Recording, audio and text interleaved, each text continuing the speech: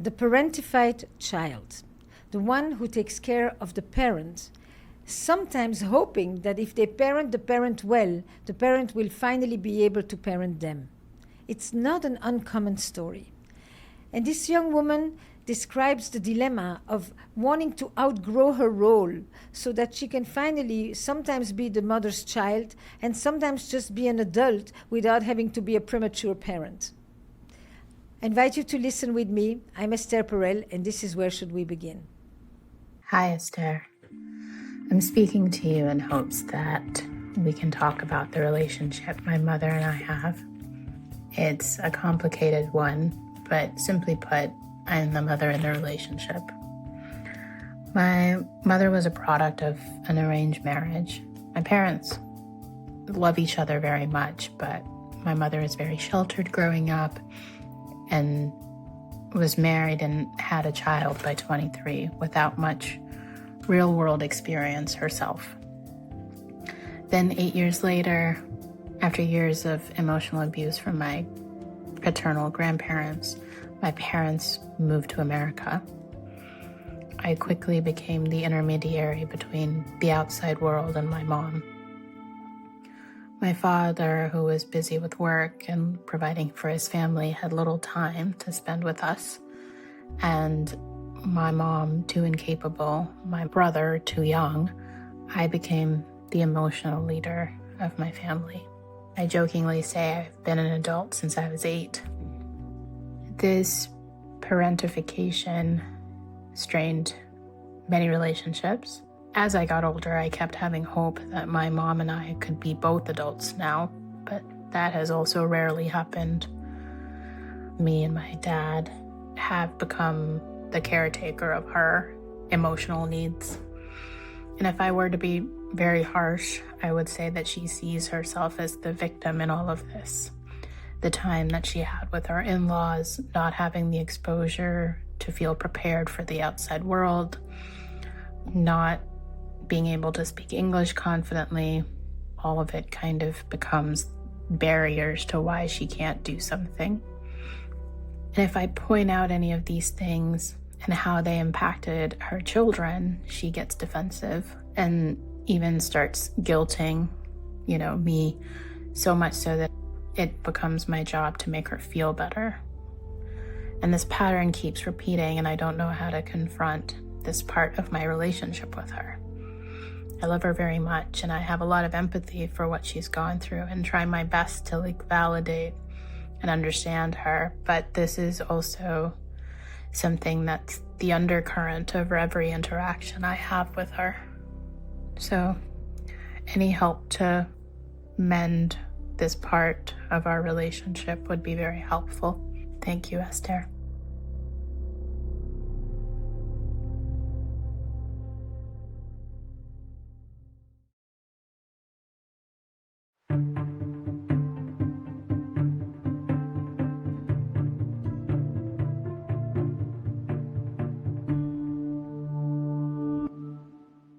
I have been thinking about that message that I sent you, and I've landed on the fact that I think I'm trying to mother my mother into mothering me. Mm-hmm. Mm-hmm. Mm-hmm. And I don't know if that's a fair thing to accept or expect out of her. And I think I'm trying to understand if I should let that go. But I do feel a lot of hurt, especially when I think about my younger self. What comes to mind? The loneliness. The reason it's kind of top of mind right now is my family loves to watch home videos, and I hate to watch them because all I see is evidence of what life was like for me. Evidence of a little girl put in charge, trying to sustain the well-being of her family in a new place with not a lot of guidance and knowledge of how to do that. And as I got older, I think I started pushing back on some of those responsibilities. But I think it's met with some kind of like desperation of my help. And so then I help. I don't know how not to do that either. Did you write to us now because you were watching the home videos? So my partner and I went back home, and my parents wanted to watch it with him. And my brother actually suggested we shouldn't do that. Doesn't make her feel good. And then she wanted to validate if that was true, but she was also hoping that it wouldn't be, that it was not the case. So before I could even answer, it was about, oh, I think you're fine, right? That doesn't bother you, right? He was saying that, but that's not true for you. And I think there was like a moment of, what do I say? Do I pretend or do I say the truth? And I chose to say the truth, and not in a way that, tried to point fault at anybody, but what seeing that made me feel. I said it makes me feel sad for that person. And she could tell it was feeling like a criticism of her. And she wanted to rationalize it away. I tried to explain that, yes, you weren't set up for success either, but that's not to say that I didn't experience those things. But I could tell it wasn't landing. And you were not surprised? Yeah, I wasn't surprised. I mean, she was acting according to character. Yeah. She does have moments of like understanding. So sometimes I push hoping that I get a glimpse of that. But if I don't, I'm quick to stop trying. What would you like? Would you like to be better able to resist the tendency to rescue her at all times? Would you like acknowledgement of what happened in the past? Would you like for her to be able to let you have feelings and not always outdo you? Would you like your father to take you out of the triangle? Can I say all of the above? I would love all of that. In 1 hour or less? But if I had to choose, I think it's, how do I stop feeling resentful? The resentment is for her limitations or for how she exploited you because of her limitations? Because that's what you feel. I was put in a position, I was too young. In effect, I kind of had to experience what she had experienced, not enough experience with the world yet, and a ton of responsibility put on me. Yeah. But it hasn't stopped. Yeah. It's gone from limitations to entitlement. Yeah. My resentment is where she is now. I don't have much about, yes, it makes me sad to see it. And, but I don't feel resentful about that. Can I ask you for an example of a situation that you wish was different? Okay. My parents, whenever they want to do something to the house, they want to make some kind of renovation, adjustment, I'm always kind of like someone they hold up as, having a lot of influence and power in the family. Like, let's check in with her and see what she says, and then we'll do that. And oftentimes I feel important. I feel like I'm contributing something. And so it's easy for me to feel like, let me contribute. But that comes to me a lot, to a point where, why is my input in this important? And sometimes it's silly things like that, but sometimes it'll be about their marriage, and I... As in? if my mom is feeling like something is not working, I become kind of like her counsel in the matter. Like, what should she do? Or feeling like she needs to tell someone about it. And sometimes, in the past especially, I would meddle, and the pattern that we got into is my mom would complain to me about my dad. I would go confront my dad. And then it became a fight between me and my dad. And then mom would come in and say, oh, it's not that big of a deal. Let's stop fighting. And you would feel undermined. Yeah. Because she set you up and then she didn't back you. Right. That is more than just parentified child. You put me in, I came to your rescue, and then you basically found a way to ally with him against me. Yeah. That's how it felt. Yeah. And then in your head you say, come again, but I won't be there.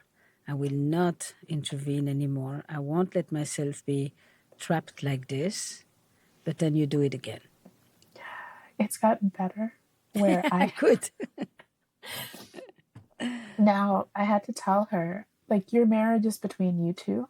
You shouldn't be talking to your children about it. Mm-hmm. And then she would say, but I don't have my family here. Yes. We are alone. We left the extended family where? In India. In India. And therefore, of course, who else would I be talking to if not my children? But she talks primarily to you, not to your brother. Yeah. Or both. Primarily to you. Both, but also, I think she also has this perception that, like, oh, men can't handle the nuances of what I'm going through. Mm-hmm. So tell me something. On the one hand, they come, I feel important, I feel respected, I feel that I can contribute. On the other hand, I feel that I've had to give my opinion about a lot of things I know nothing about.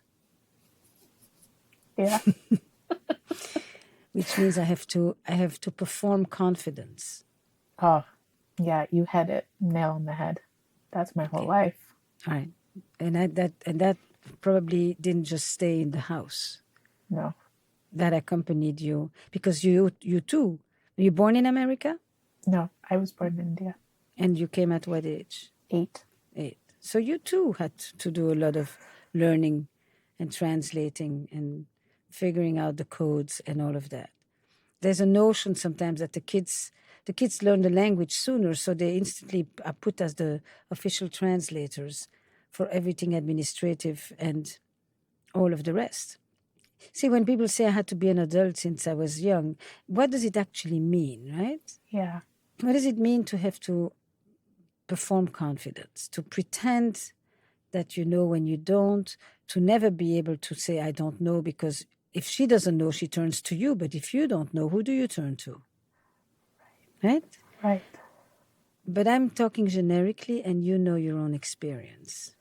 Yeah. I'm trying to find an example of something that embodies the adult part. It's a lot of logistics and coordinating in an admin kind of way. But sometimes emotionally, it's about getting her to understand something, like how the world works or how relationships are or what a dynamic between two friends are supposed to be. And sometimes it's that, sometimes it's like how to be a woman, It's about teaching her how to dress or style herself or put herself out there or be confident. And so that's why I feel like the mother, like I've taught her everything. But I'm asking you the flip side of this. I've taught her everything, and in effect, I've taught her things I actually didn't really know much about. Right. So I come to her with a sense of confidence that isn't true. I have to pretend with her that I know what she should do and she should wear, but fundamentally, I myself am winging it. Yeah. Yeah, I mean, that's just my words. it That's is. how I'm imagining you Yeah, winging it. It's like, yeah, because it's not okay to say, I don't know. yeah. And Well, is that true in other parts of your life too? Does that become a challenge for you? it does. I've become very self-sufficient. If I don't know something, I'll go find out. But the concept of asking someone else, I don't know how to do that. And do you have your partner who came with you to visit Yeah. home? How would he describe this? What does Uh, he do? I'm very different with him. I feel like a child. I feel taken care of. In the sense that like I can be soft and not put together all the time and not know all the answers. That is not just a child privilege. You can just say, I can let go with him. I can surrender. I don't have to know everything. I have somebody who I can rely on and who I can lean on. That's right. Nice. So imagine mom calls you, and what would be the next request? I need what? Can you find me something related to some task that I have to do back home? Can you find out who I need to call, what I need to say, what questions I should ask? Okay. What would be the typical response? I'll get back to you. Let me figure this out. My recent responses has been, have you asked ChatGPT? Because I don't know either. That's what I would do. Okay. And then what happens? She goes? She does. Yeah. Recently, she does. And Dad, does he step in? Yes, but I think he's kind of constructed his life as he goes to work, he's busy. So my mom is a stay-at-home mom, so she has the time. So all these kind of like questions of research either fall into her, but I also work, but sometimes they fall into me. One of the ways you don't engage, because you're not, here's how I think this unfolds. If you want to change the other, change yourself. If you tell her, go do this, she may on occasion. If you tell her, I'm so sorry, I wouldn't know where to begin, I'm sure you'll figure it out. That's good.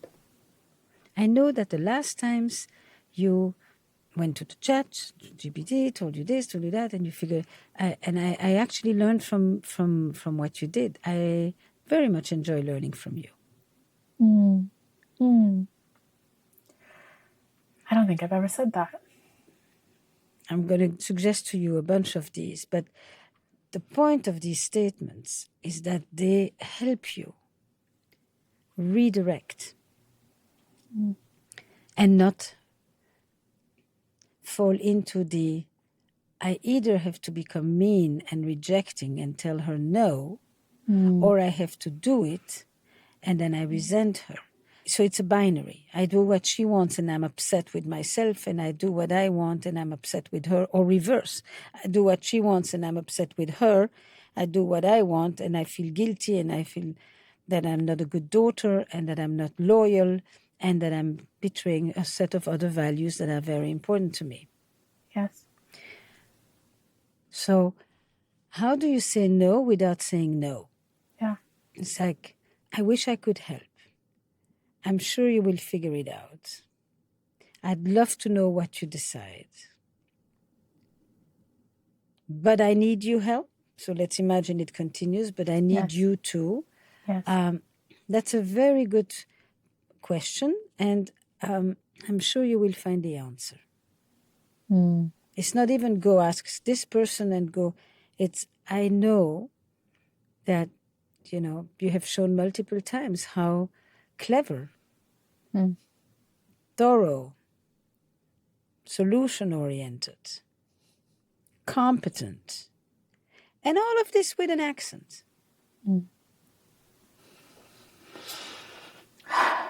Yeah. I kept thinking of it as I have to push back. But entering, it's like no win.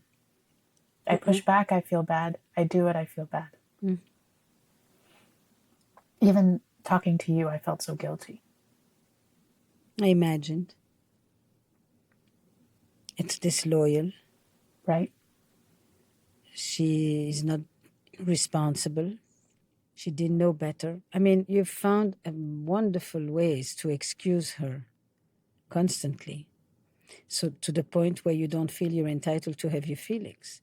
They don't exclude each other. You can totally be empathic and understand her and excuse her and understand her circumstances, and at the same time feel that she took it too far, or even if she didn't take it too far, that it left you in a sometimes very burdensome situation. Many children of immigrant parents often find themselves in that situation. It's not an uncommon situation, but it's not always even about, in the beginning there's an immigration story, and on occasion there's an immigration reality. But after, what, 20 something? 30. 30, okay. So 30 years, Right? We've lived here now longer, right? it's like viscerally when the story is true and when the story is being used for effect. It's a crutch almost. No.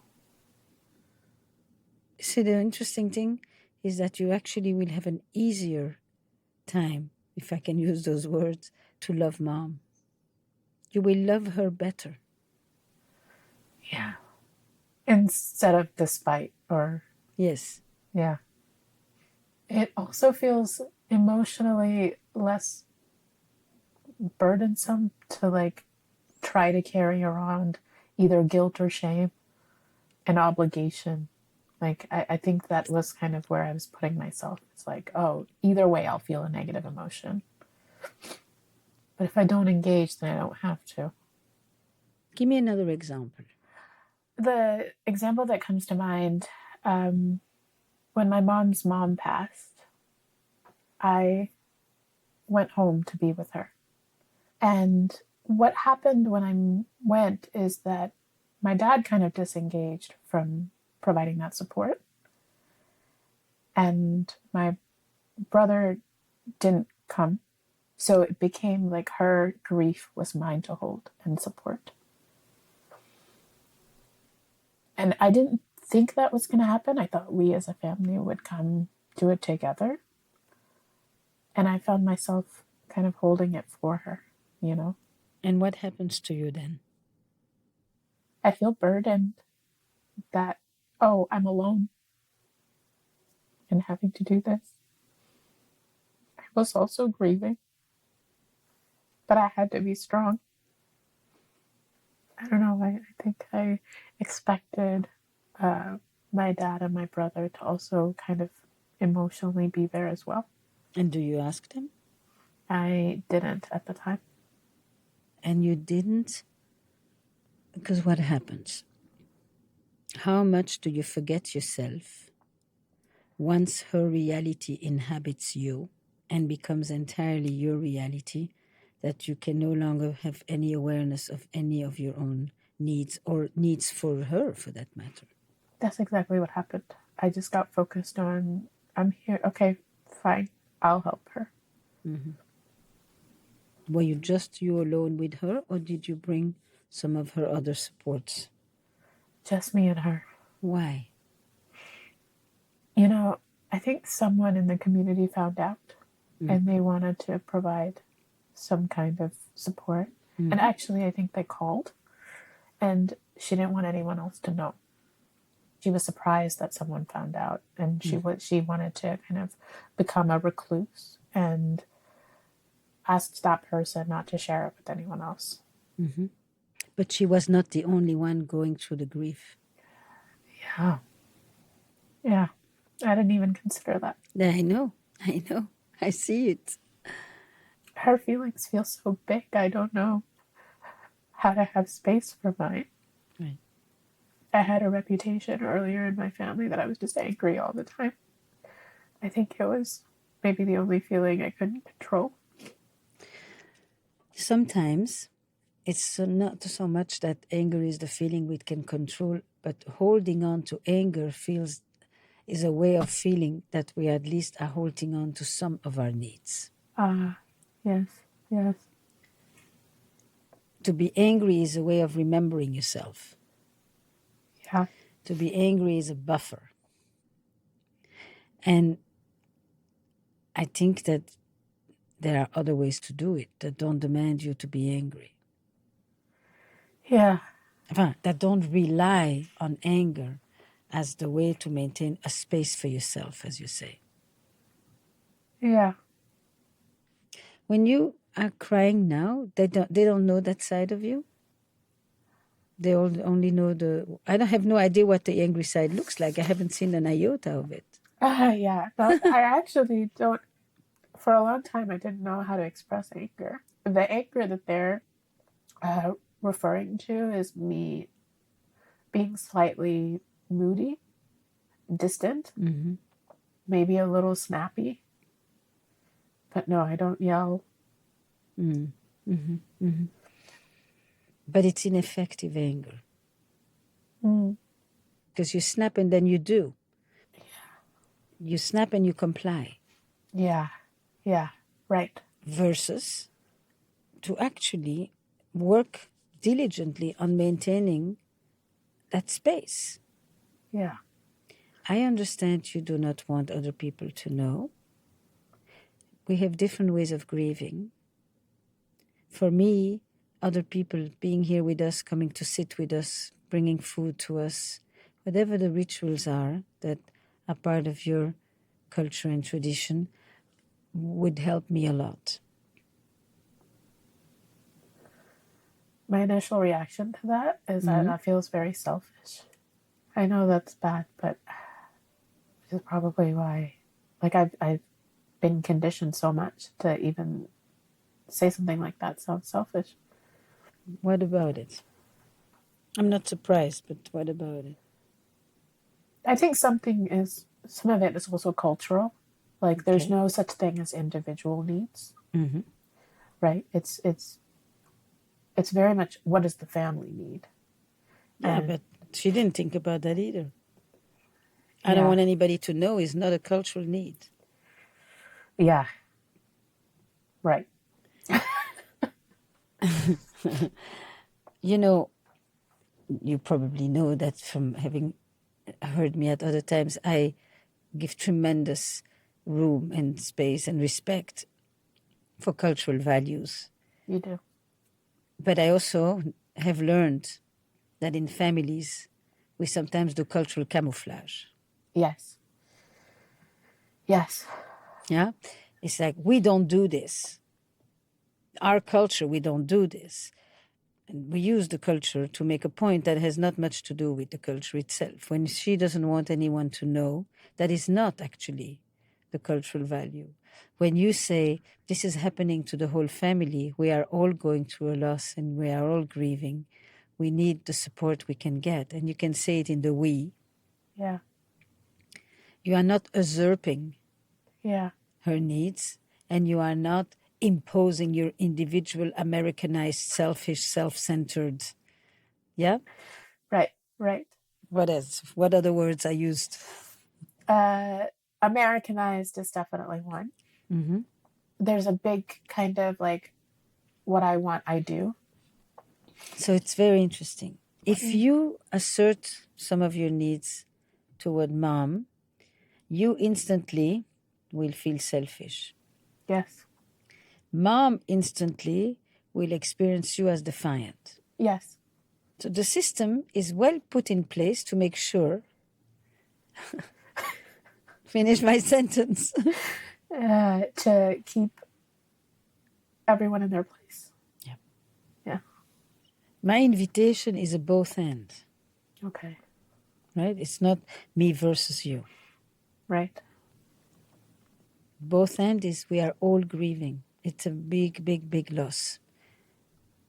Differently for different people, but let's say it's a big loss. Is it? Yeah. It is. I see the pattern. I see that, like, the flash of images that what I Yeah. just experienced. There is so much that she expects the family to kind of do in terms of accommodating to her. And I see that as like one force kind of pulling me into what is expected of me. And then to your point, I feel like I build up anger and resentment, and then I snap, and then I rebel,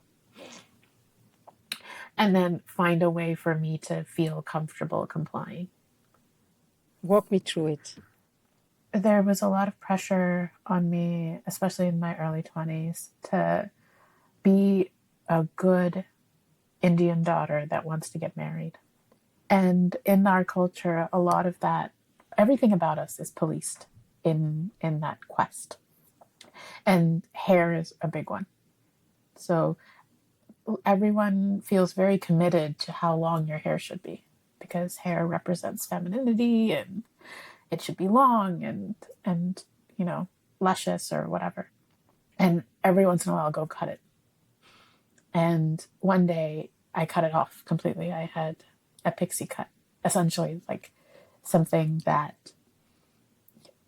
A fuck you cut. A fuck you cut. Exactly. A fuck you cut. I did it because I wanted it, and I didn't ask for permission or, anything. And that delayed your prospects of marriage by how many years?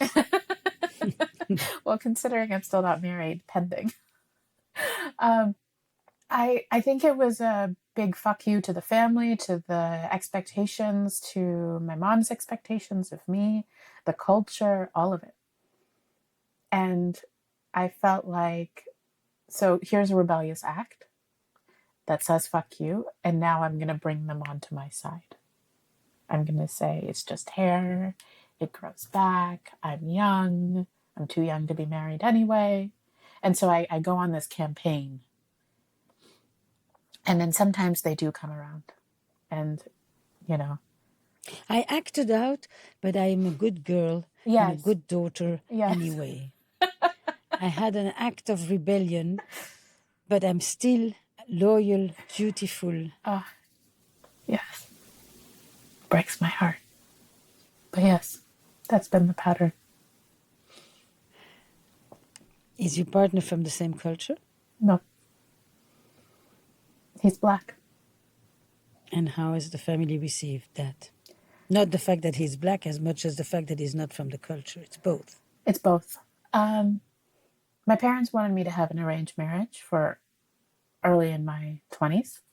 That perception slowly changed as I think they just got more aware of what dating is like. And so they sat me and my brother down, maybe in our mid-20s, to say, you can marry, date whoever you want. But I think that whoever you want had parentheses of, what's accepted. I don't think they expected me to bring home a Black man. My dad never really voiced an opinion, but I think my mom was shocked. Yeah. And I essentially told her, I understand your feelings towards it, but it's not mine to carry with you. I can't help you process that. Mm-hmm. And she did it, I guess, probably with the help of my brother. She probably sourced it over there. My extended family doesn't know that I'm dating anybody. Why is that? I have to go back a little. When we moved to America, my paternal grandparents thought that was a big mistake, especially to raise a daughter in America.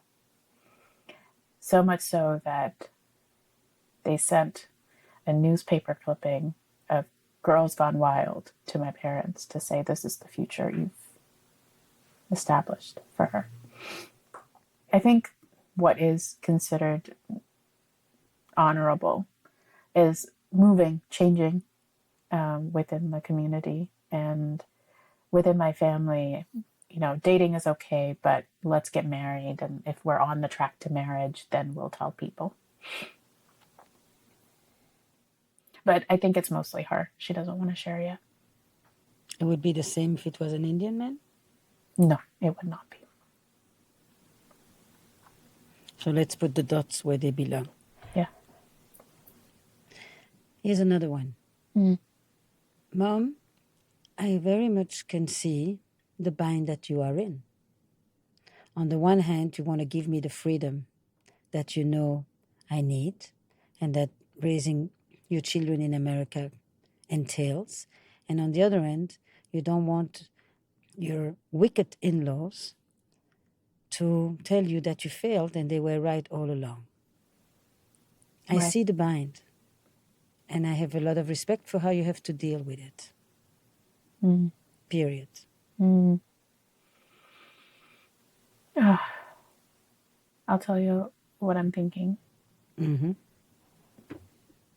Usually, when I make a decision that they don't agree with, and it's not that they don't agree, but maybe they have some apprehension about how other people feel about it, I have to coach them on what to say. Yes. And so to not do that would be great.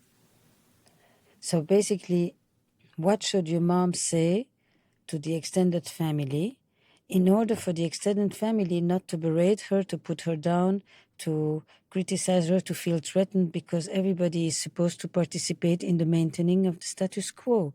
That is part of the collectivist culture. Mm-hmm. Okay? If you approached her with this, I see the bind you're in. And you have so much experience with this bind. Mm. It's been 30 years you navigate this. I don't nearly have that kind of experience. My experience is about doing the things I want and not having to feel too guilty Mm. for putting you in the bind. But I don't know how to handle the bind.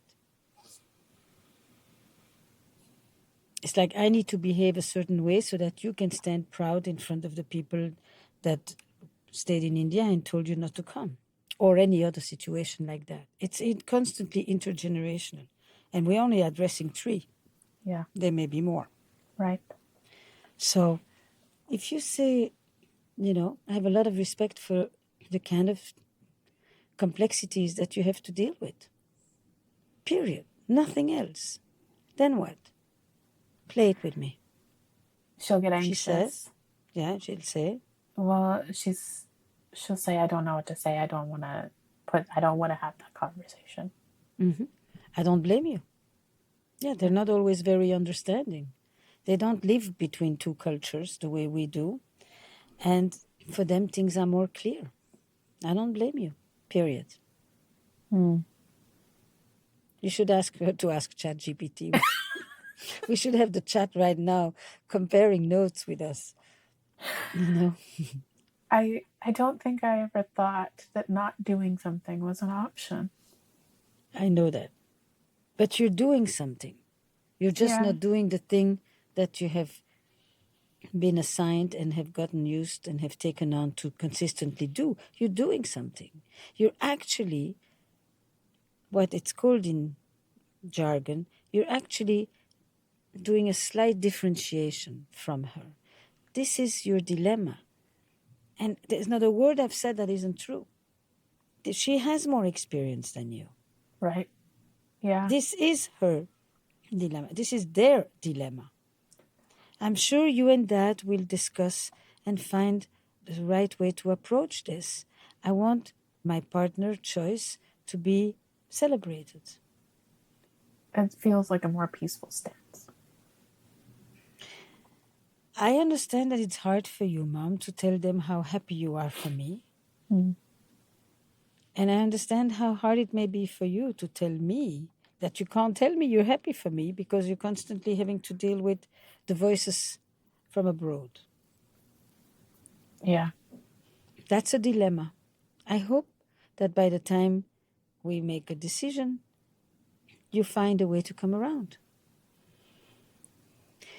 Meaning, you speak to her like an adult. Mm-hmm.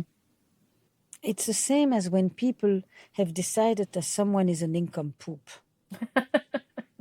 They've decided this person is incompetent, so they all the time talk to their incompetence. Me, I'm doing that. Mm-hmm. They don't talk to the whole person. Yeah.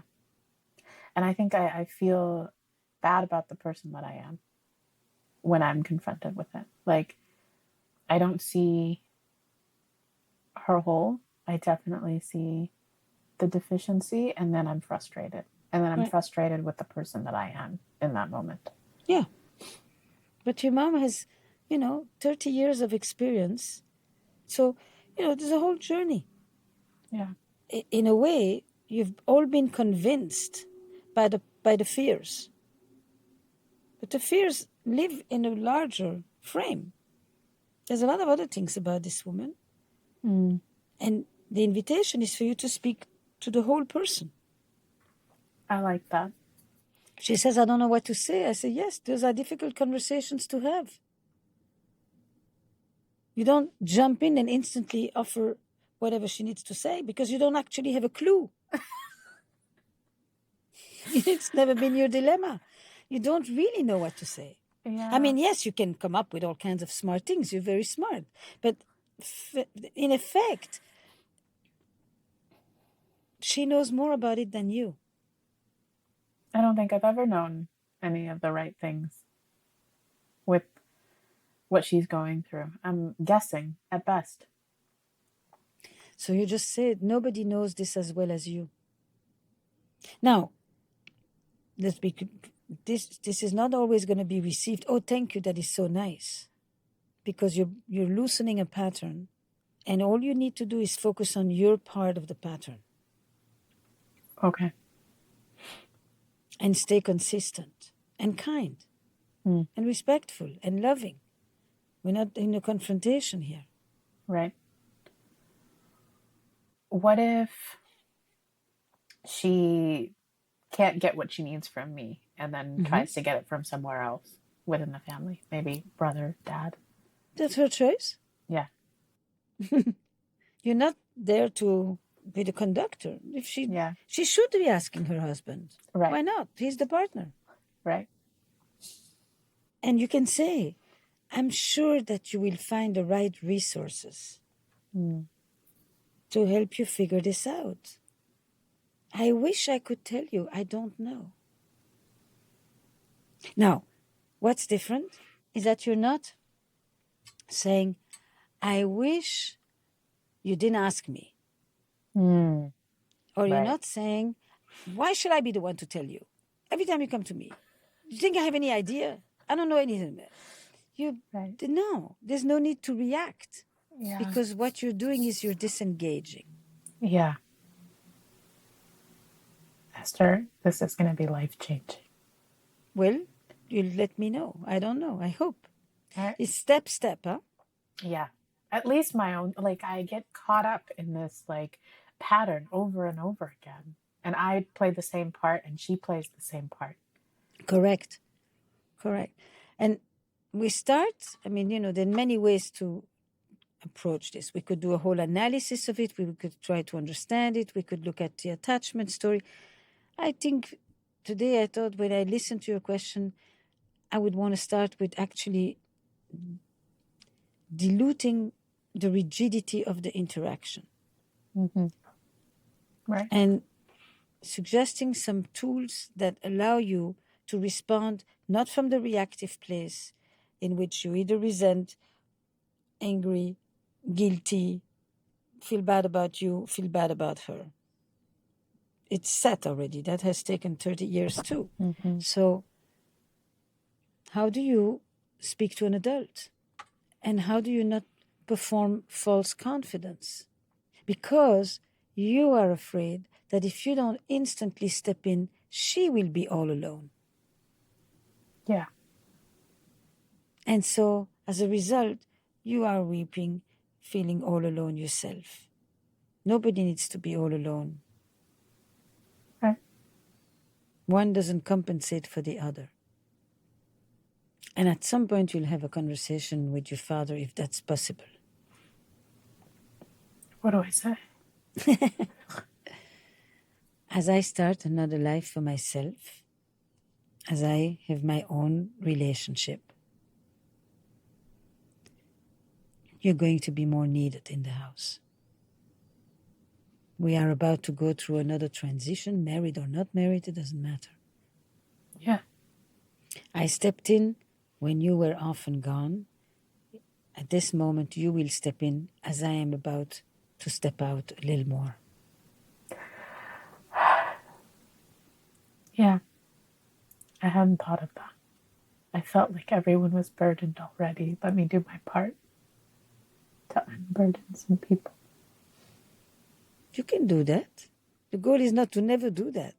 You'll do that too, but you won't be caught. Yeah. You can blend duty and choice. I hadn't thought that as an option either. I think right now I choose and then I justify the choice. Mm-hmm. Thank you so much. This has been really eye-opening. And I felt like we were in this like stuck space and you just kind of like added a jiggle and we're unstuck. Thank you so much. Thank you. Take care. You too. Bye-bye.